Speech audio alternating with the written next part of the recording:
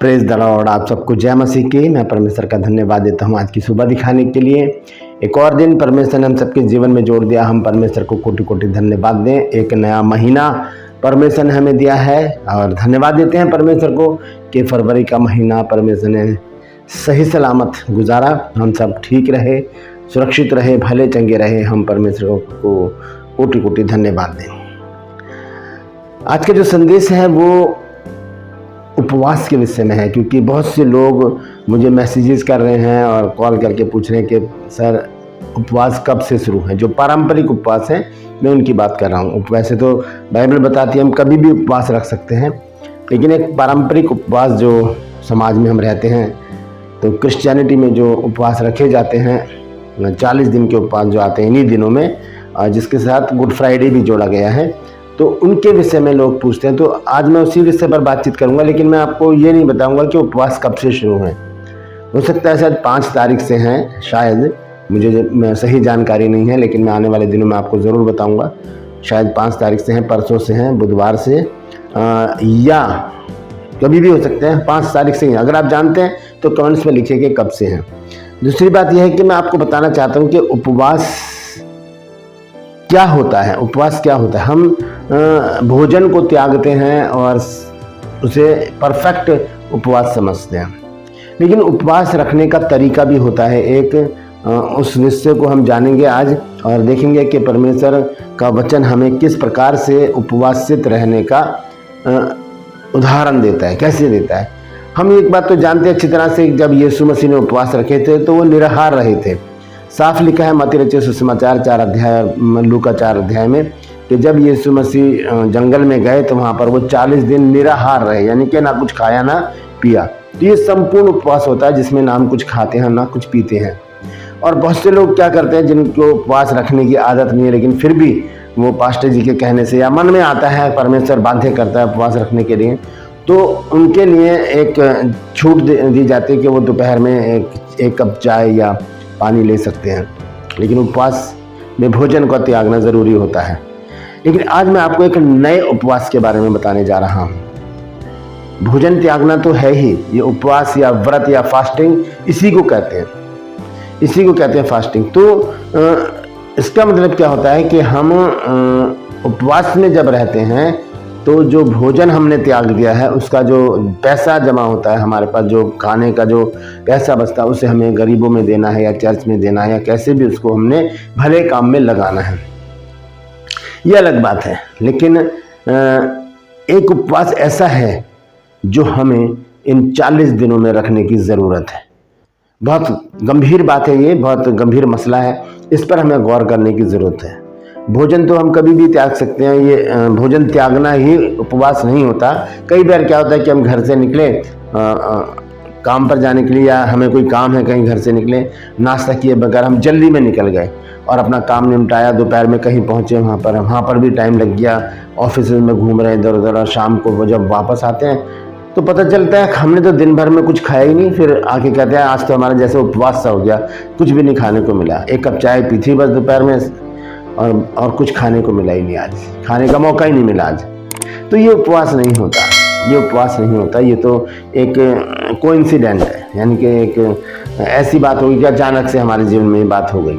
लेकिन जब हम सोचते हैं इस बारे में, जब हम बातचीत करते हैं इस बारे में, जब हम अपने मन में सोचते हैं कि हमें अब उपवास रखना है, तब हम उस प्रक्रिया में आ जाते हैं, तब हम वैसा ही करना शुरू करते हैं। हमें पता है कि हम उपवासी हैं, लेकिन जब हम बाहर जाते हैं, जैसे मैंने अभी बताया, तो हमें नहीं बताते कि हम उपवास में थोड़ी हैं, हम तो काम पे लगे हुए अपने, और नहीं मिला खाना तो कोई बात नहीं, वापस आके घर में आके रात को हम डिनर करते हैं।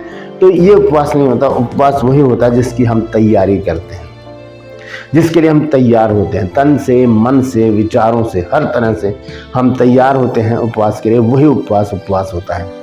तो एक उपवास ऐसा है जो आज मैं आपके साथ शेयर करने वाला हूँ, बताने वाला हूँ।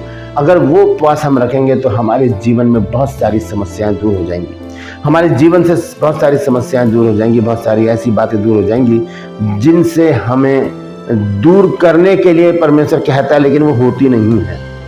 बहुत सारी बातें हमारे लाइफ में, तो उस विषय पर हम बात करेंगे। तो मैं आपको बताना चाहता हूँ कि ये जो उपवास अब शुरू होने वाले हैं, यानी कि हो सकता है शायद 5 तारीख को हैं, शायद और जब ये उपवास शुरू होंगे तो आपको जो मैं बताने जा रहा हूँ, अगर आप ऐसा करेंगे तो बहुत अच्छा होगा, बहुत अच्छा होगा। आप रखिए, भोजन भी त्यागिए, लेकिन एक चीज़ और है जो हमें इस उपवास में करनी है, तो ध्यान से सुनिए। मैं आपको बताना चाहता हूँ, आज का जो संदेश है वो इसी विषय पर है कि हम उपवास, कौन सा उपवास रखें। ये जो उपवास अब आ गए हैं 40 दिन के, ये पारंपरिक उपवास है, इनसे हमारी आत्मिकता का कोई भी मेलजोल नहीं है, नाता नहीं है। आत्मिक उपवास रखने के लिए हम कभी भी रख सकते हैं, लेकिन ये एक परंपरा है, पारंपरिक उपवास है ये, तो हम मसीही लोग इसको मनाते हैं, चाहे हम दूसरों को देख के करें, चाहे कैसे भी करें, तो हम करते हैं। तो ये अच्छी बात है, मैं मना नहीं कर रहा, उपवास रखना अच्छी बात है, हमें उपवास रखना चाहिए और परमेश्वर के नज़दीकी में आ जाना चाहिए। तो आज मैं आपको बताना चाहता हूँ कि हमारे जीवन में हमारे पास, हमारे अंदर कुछ ऐसी बातें होती हैं जिन्हें हम छोड़ना चाहते हैं, लेकिन वो छूटती नहीं हैं। बहुत से लोगों को नशा करने की आदत होती है और वो नशे में लिप्त रहते हैं, लेकिन वो छोड़ नहीं पाते। अगर वो लोग उपवास रखेंगे तो क्या उनको नशे की ललक नहीं लगेगी? जब वो उपवास रखेंगे तो क्या उन्हें नहीं लगेगा कि यार आज बीड़ी तो पी नहीं मैंने? हो सकता है चोरी छुपे पी लें, शाम को शराब पी लें, सारा दिन उपवास रखा, शाम को शराब पी ली, गुटखा खा लिया। क्योंकि मैंने देखा गुटखा जो खाते हैं लोग, उनके पास पूरी की पूरी लड़ी होती है और वो निकाल के मुंह में खाते रहते हैं। उपवास अगर रखेंगे तो कैसे खाएंगे? उपवास अगर रखेंगे तो बीड़ी सिगरेट कैसे पिएंगे? उपवास अगर रखेंगे तो शराब कैसे पिएंगे? उसके लिए तो ये तड़प जाएंगे बुरी तरह से, क्योंकि ये तो लत ही ऐसी है, इसको तो छोड़ नहीं सकते उपवास में। तो ऐसे लोग उपवास नहीं रखते, उन्हें पता है कि हम नहीं रह पाएंगे, इसलिए वो ऐसे लोग उपवास नहीं रखते।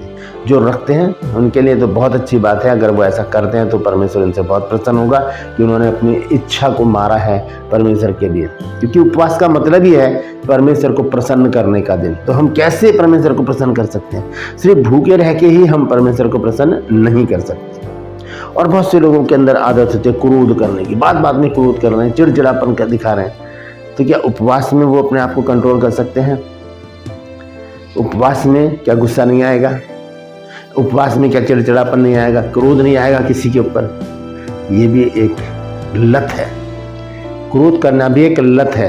तो ये भी क्या, ऐसे लोग भी क्या करते हैं? उपवास से दूर रहते हैं, जो जानते हैं कि क्रोध करना गलत है। तो आइए मैं 2-3 बातें आज आपके सामने रखूंगा, ध्यान से सुनिएगा। सबसे पहली बात क्या है कि जब हम क्रोध करते हैं तो क्रोध के विषय में बाइबल हमें बताती है कि क्रोध परमेश्वर के धर्म का निर्वाह नहीं कर सकता। तो उपवास अगर हम रखने जा रहे हैं, अब जो 40 दिन के उपवास जो शुरू हो रहे हैं, इसको हम एक नए तरीके से करें। भोजन को त्यागना तो है ही, अगर आप भोजन त्याग सकते हैं तो त्यागिए, लेकिन उसके साथ एक काम और करेंगे। अगर आपको क्रोध आता है, बहुत क्रोधित हो जाते हैं, अब जरा सी बात पे आपको गुस्सा आ जाता है, तो आप प्रार्थना करें और परमेश्वर से विनती करें, प्रभु मैं इन उपवासों में मैं क्रोध का उपवास रखना चाहती हूँ, मैं क्रोध का उपवास रखना चाहता हूँ। मुझे इन 40 दिनों में या जितने भी दिन उपवास रखना चाहते हैं उनमें मुझे क्रोध नहीं करना। घुटने पर आए, प्रार्थना करें, परमेश्वर से विनती करें और कहें प्रभु मुझे ऐसी सामर्थ्य दे कि मैं इन दिनों में क्रोध ना करूँ। ये क्रोध का उपवास होगा। और क्रोध के बारे में हमें बाइबल क्या बताती है? जब हम देखते हैं सबोपदेशक की पुस्तक, उसका 7 अध्याय, तो देखिए यहाँ पर 7 अध्याय के 9 पद में क्या लिखा है। सबोपदेशक 7 अध्याय का 9 पद लिखा है, अपने मन में उतावली से क्रोधित ना हो, क्योंकि क्रोध मूर्खों ही के हृदय में रहता है। क्रोध मूर्खों ही के हृदय में रहता है। तो ये क्रोध जो हमें मूर्ख बनाता है।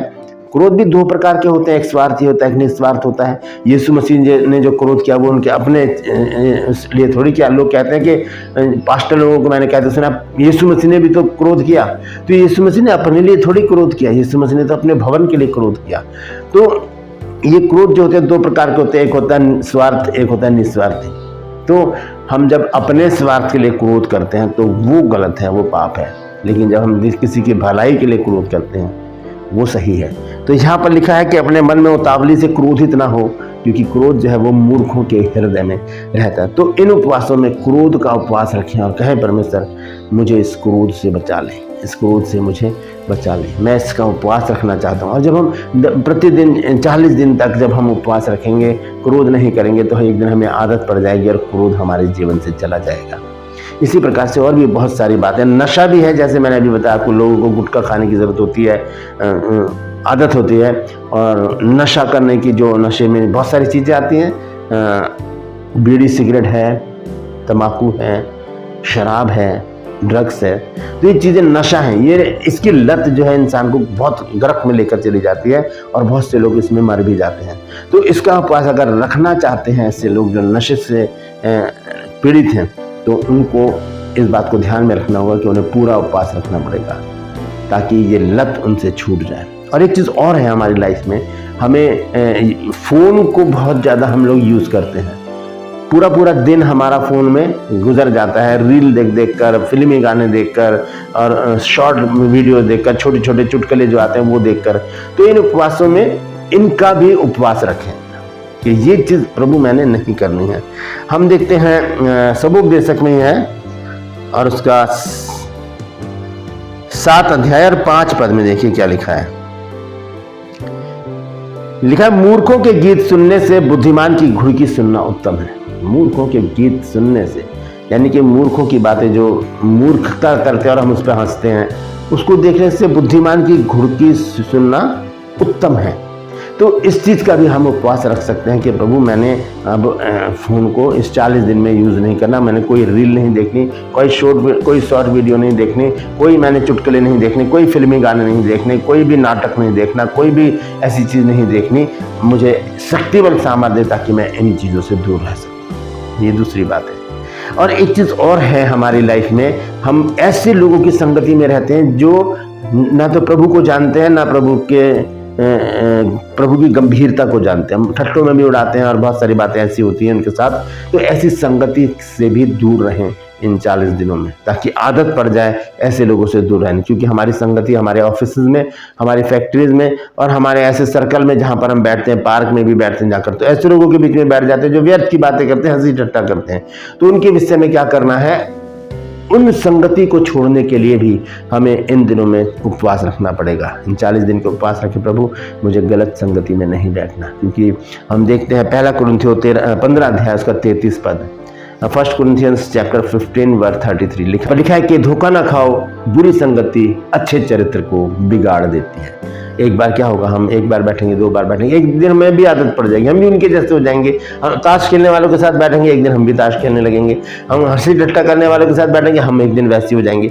तो इन दिनों में हमें उपवास रखना है कि हम ऐसे लोगों की संगति से दूर रहें। ऐसी संगति हमें नहीं करनी, हमें क्रोध नहीं करना, हमें फोन में लिप्त नहीं रहना है। हमें ऐसे उपवास रखने हैं इन दिनों में ताकि ये उपवास पूरे होते ही हम अपने जीवन में एक बड़ा बदलाव देखें।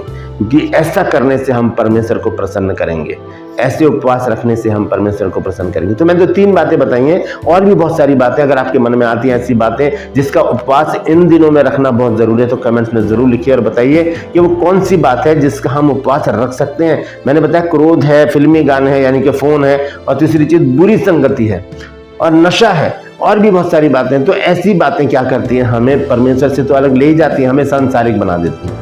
तो सांसारिक बनने से अच्छा है कि हम आत्मिक बनने की कोशिश करें और इन उपवासों का अच्छा सा यूज करके उन बातों का उपवास रखें जो हमें परमेश्वर से दूर लेकर जाते हैं। तो अगर आपके मन में भी ऐसी कोई बात आती है, आप जानते हैं, तो उसे कमेंट्स में लिखिए और बताइए कि कौन सी बात का उपवास हमें इन 40 दिनों में रखना है। Praise the Lord. परमेश्वर इन वचनों के द्वारा हम सबको आशीष दे। यदि आज आपने कुछ नया सीखा है तो कमेंट्स में लिखिए और इस वचन को शेयर कीजिए ताकि और भी लोग इन उपवासों में नए तरीके के उपवास रखें और अपने जीवन को खुशहाल बना लें। Praise the Lord. True pulse में आज का सवाल है कि अय्यूब के दुख कब दूर हुए? क्योंकि अय्यूब ने बहुत दुख उठाए जिंदगी में, कब दूर हुए जानते हैं तो कमेंट्स में लिख दीजिए, नहीं तो डिस्क्रिप्शन में आपको इस सवाल का जवाब मिल जाएगा। ये मेरा नंबर, अगर आप चाहते हैं हमारे बाइबल कॉलेज की बुक परचेज करना तो इस नंबर पर मुझे मैसेज कीजिए, व्हाट्सएप मैसेज कीजिए और लिखिए कि मुझे आपकी पुस्तक चाहिए। उसी समय आपको पूरी जानकारी दी जाएगी। और यदि आप 1 साल का कॉरेस्पॉन्डेंस कोर्स ऑनलाइन नहीं है, कोरस्पॉन्डेंस कोर्स, पत्राचार कोर्स करना चाहते हैं, 1 साल का है, 31 मार्च से शुरू हो रहा है। अगर आप चाहते हैं तो इसी नंबर पर व्हाट्सएप मैसेज करके लिखिए कि मुझे BBS कोर्स करना है, आपको पूरी जानकारी उसी समय दी जाएगी। Praise the Lord. मैं आपसे गुजारिश करता हूँ मेरे इन चैनल को सब्सक्राइब करें, बेल आइकन को दबाएं ताकि नोटिफिकेशन आपके पास पहुंचे, नया वीडियो, नई जानकारी बिना व्यवधान, बिना रुकावट आपके पास पहुंच जाए। मेरे वीडियोस को लाइक कीजिए और शेयर कीजिए और कमेंट्स बॉक्स में आकर मुझसे जरूर बातचीत कीजिए। आज के लिए बस इतना ही, फिर मिलूंगा एक नए संदेश के साथ, एक नया वीडियो लेकर। तब तक के लिए मुझे इजाजत दीजिए, लेकिन अपना और अपनों का ख्याल रखिए और इन उपवासों का भरपूर यूज कीजिए और अपने जीवन को प्रभु के लायक बना लीजिए। Praise the Lord. परमेश्वर आप सबको आशीष दे।